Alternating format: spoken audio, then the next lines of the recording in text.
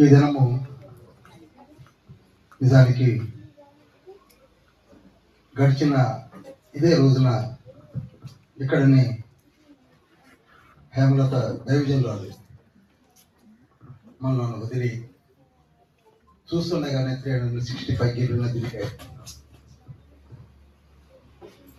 చూశారు కదా, మొదటి సంవత్సరపు జ్ఞాపకార్థ కూడిక. నాకు ఆవిడెప్పుడు పలికే మాట, నేను మృతి పొందిన తర్వాత మీరు కూడా నిత్యము వీటిని జ్ఞాపకం చేసుకున్నట్టు జాగ్రత్త చేతును. ఇది ఎప్పుడు ఆవిడ 2వ పేతురు పత్రిక 1వ అధ్యాయం 13-14 వచనాలు చదివిస్తూ ఉంటుందండి.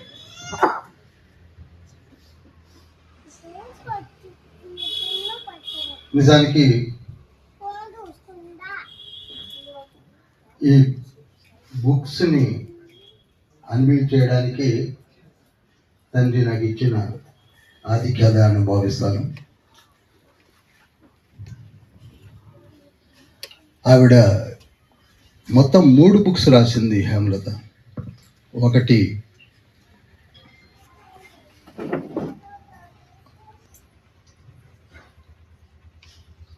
ఇది ఫస్ట్ బుక్ అనుదిన జీవాహారము రాయడం జరిగింది. ఆ తదుపరి అనుదిన మన్న.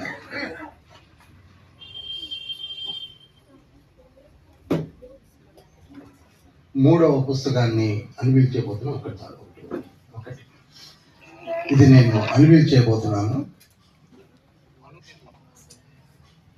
ఒక బుక్ రాయడం అంటే మీకు తెలియదు కాదు. మూడవ పుస్తకాన్ని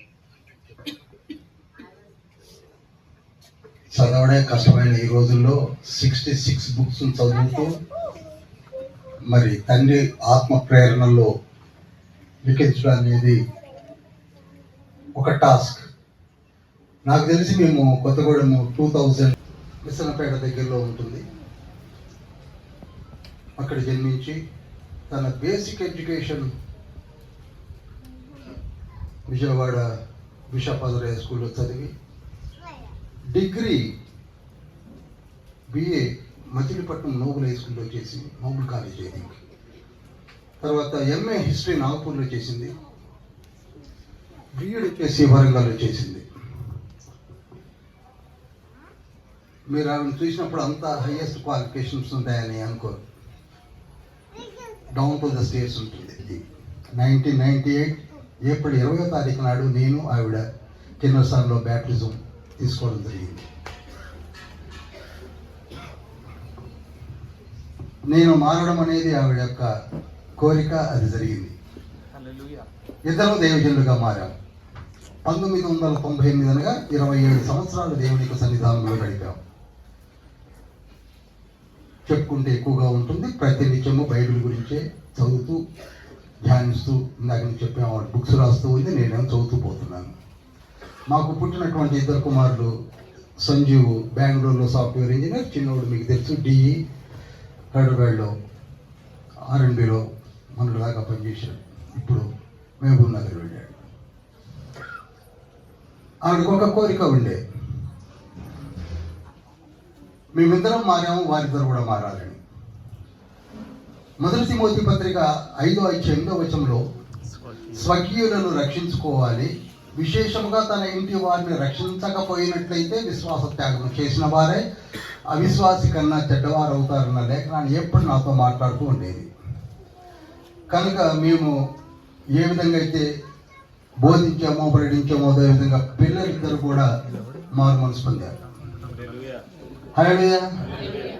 చూడండి, మారు మనసు పొందడమే కాక వారిద్దరికి నా చేతులతో బాప్తిసం ఇచ్చారు. వారిద్దరు సొంత పిల్లలకి బాప్తిసం ఇవ్వడము అనేది తండ్రి నాకు ఇచ్చిన ఆధిక్యత. ఆ తర్వాత వారికి వివాహాలు జరిగాయి. వివాహాలు జరిగినప్పుడు పెద్ద కోడలి పేరు శిల్ప, చిన్న కోడలి పేరు స్వప్న. వారు కూడా మారు మనసు పొంది బాప్తిస్మాలు